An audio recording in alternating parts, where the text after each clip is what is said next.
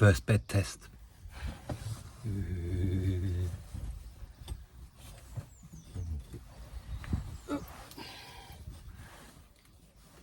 Well,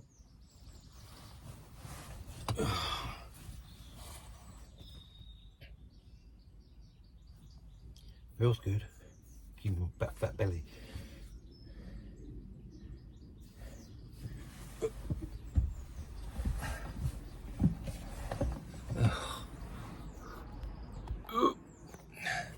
Yeah, it's a bit of a cheap mattress, but it'll do. Probably not good to have your shoes on either. Let's take our shoes off. I can hardly move. Maybe I did this corridor too narrow. Okay, let me try again with no shoes on.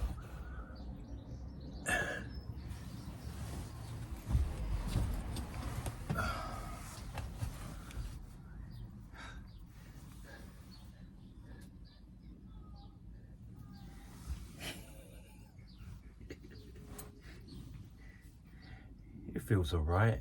Sleep on here. Pillow here.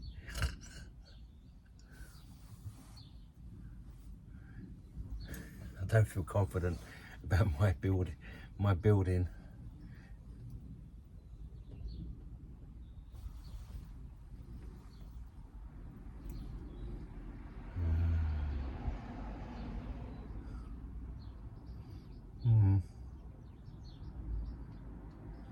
Should be right.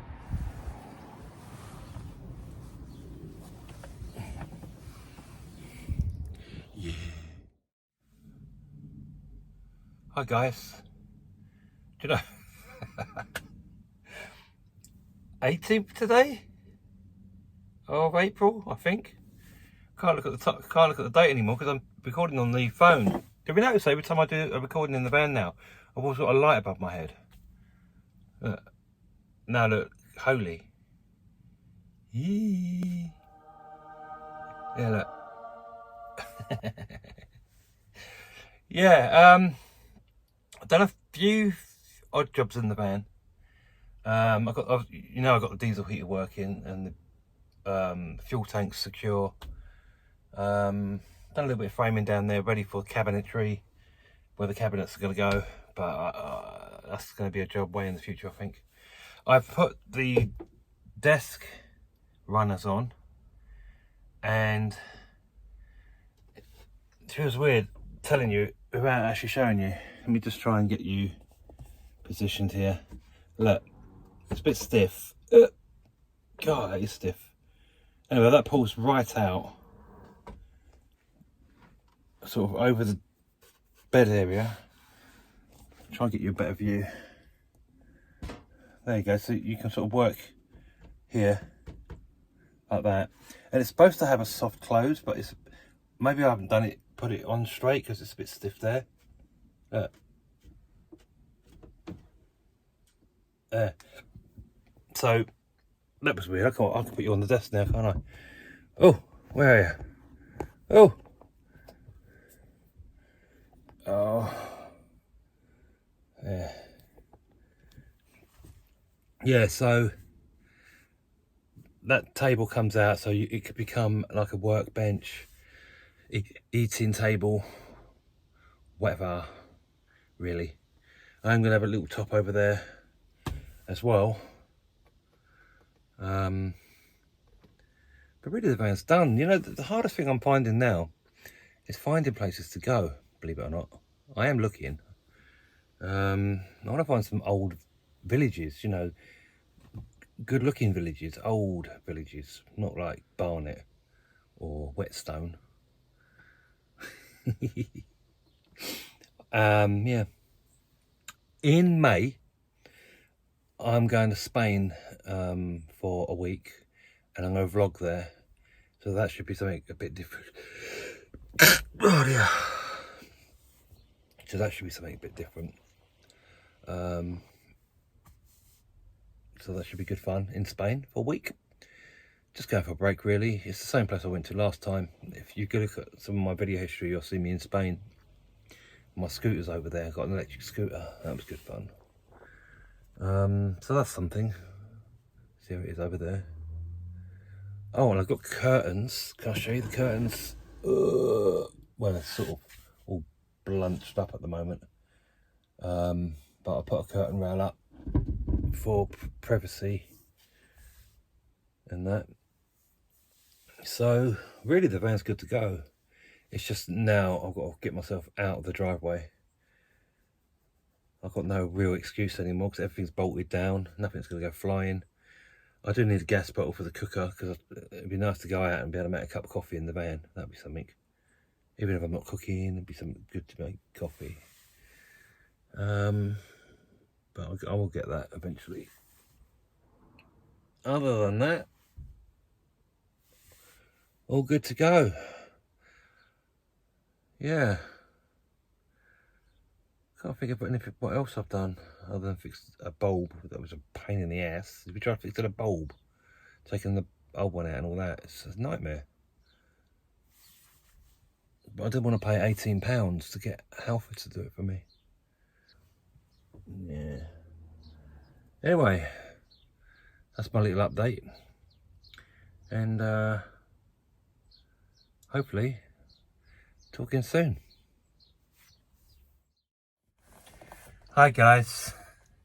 It's blog date. Saturday, 23rd of April, I think.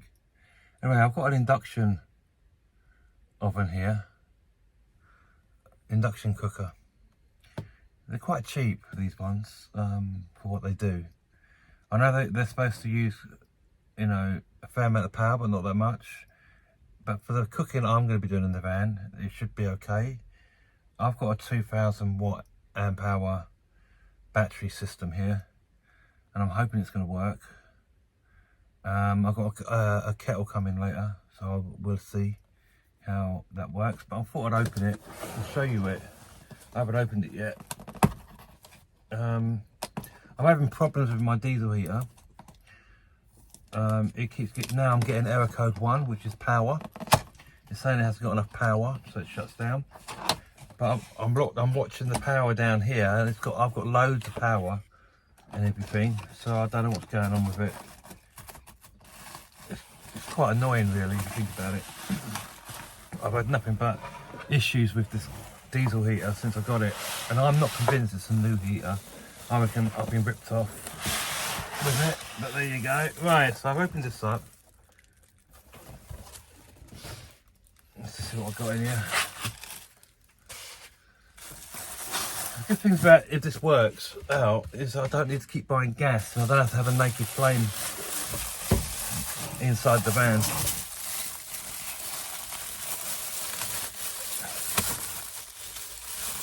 So,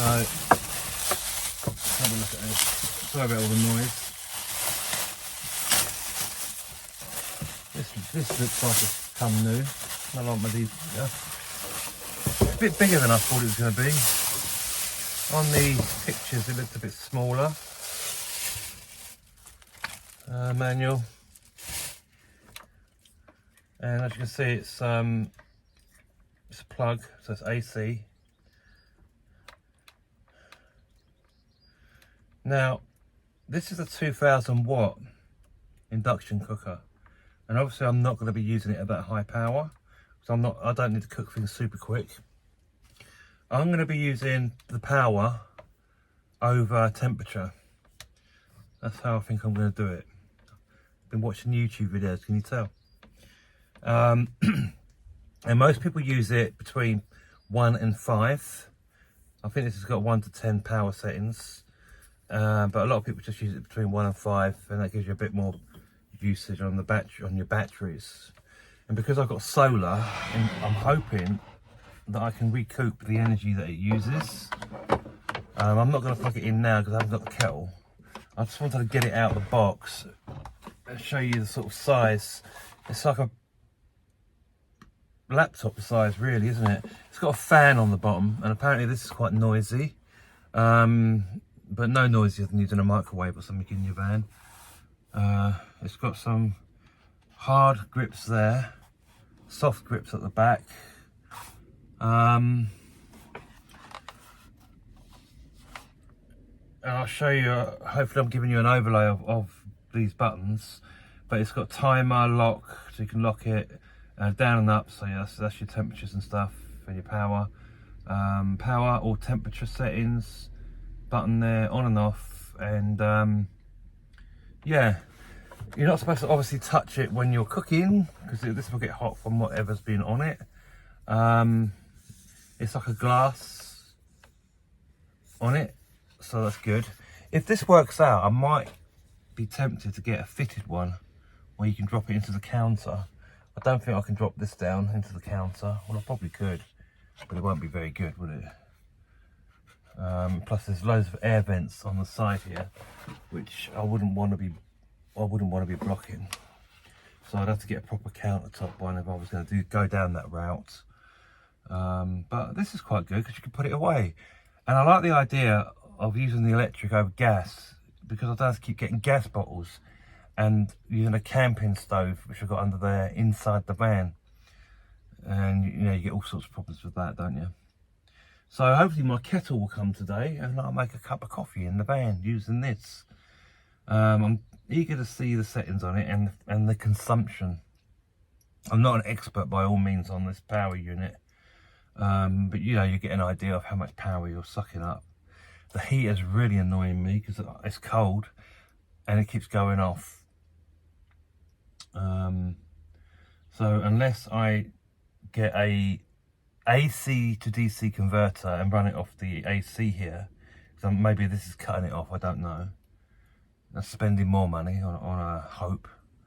Or just call that heater a complete loss and a rip-off, and maybe wait until I've got some money and get one of those other heaters put in and get someone else to install it. So, and we're coming into summer now anyway, so I've got time. But I am going to Spain next month. It used to be warmer over there, wasn't it, eh? And then I'm going to America in July. So things coming up. But it's really weird because of my going out stress. I don't want to go to Spain. I don't want to go to New York. It's so weird. A lot of people would be jumping up that, wouldn't they? But I'm going to do it because, you know, you've got to force yourself to do these things. But I am feeling the stress already on those trips. But I'm just going to deal with it and do it. But yeah, we'll have a look at this heater in a minute. Well, for you it'll be in a minute. For me, I'll have to be waiting for the kettle. Yeah, so I'll do that in a sec. See you in a minute. Hi guys, welcome back. For you it's been a few seconds. For me it's been a bit of a wait. But kettle's come. And you can always check that these are going to work on the induction cooker by putting a magnet on it. Oh, have I got a magnet here? Magnet. And it should, there you go, magnetise to the bottom. So apparently that's a good way of checking your existing pots. Okay, so if you turn this on, it's going to beep at me. Well, it did last time. There you go.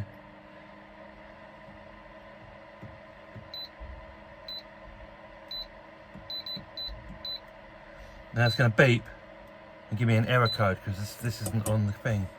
So I'm going to put that on. I can hear a noise there. I've turned it down to 300 watts.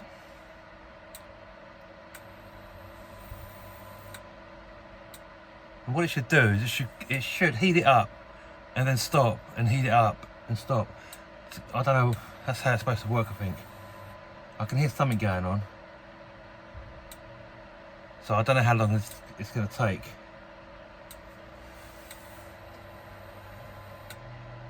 And I will just go to my wattage for a minute.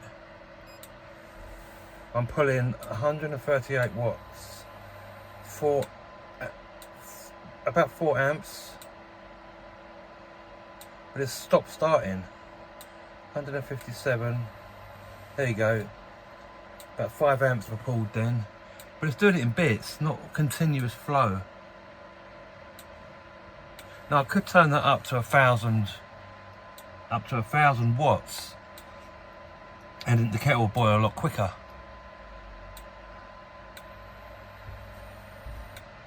But everyone says do it on a low, just to save your battery.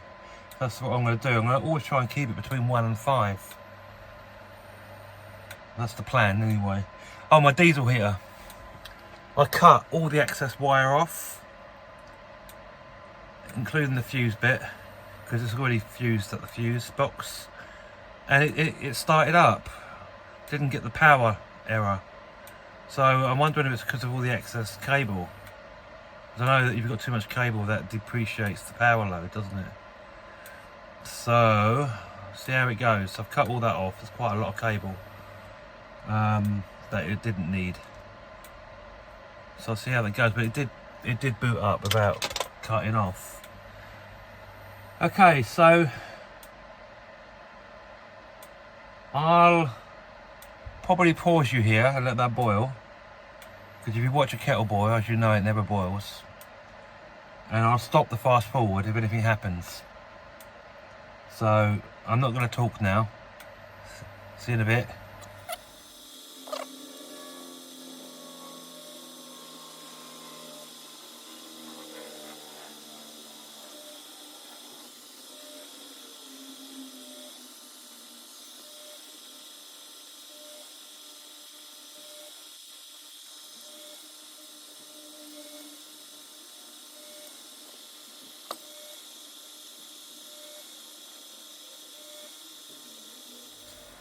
Okay, still not boiled. Doesn't really feel like it's getting hot. So I'm going to actually have to stop the video and come back. So, see you in a minute. Hi guys, welcome back. It took about 5, maybe 6, 7 minutes actually. And I had to turn it up to 5 because I got fed up waiting. And my battery is down to 92% from 100%. So what's that? That's 8 watts. 8 watt hours gone.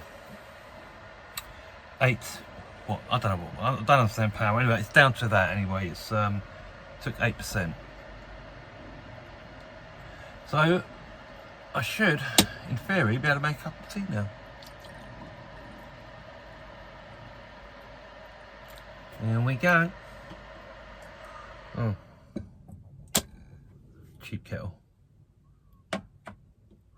Yeah, the fan was a bit noisy, and every time it pumped the burn, as it were, it got noisier, especially when I put it up to 500 watts.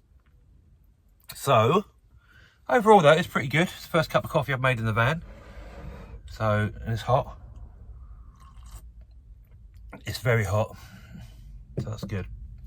So that all worked out.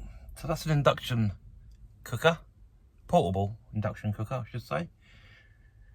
And it should allow me to cook. And there's lots of little things you can buy for that to cook on, like big pans you can cook, you know, bacon and stuff on. You just got to make sure that it's compatible, and you can tell that if you've got existing stuff by putting a magnet on it underneath. It's got to be magnetic, so metal, I suppose. And that is that. Anyway, thanks for following my journey. I know it's not really exciting, but it's a vlog. A vlog? Yeah. If you would like to follow my journey and you haven't subscribed yet, please hit the subscribe button down below and the little bell button, because it all helps with the algorithms and it helps with my mood and my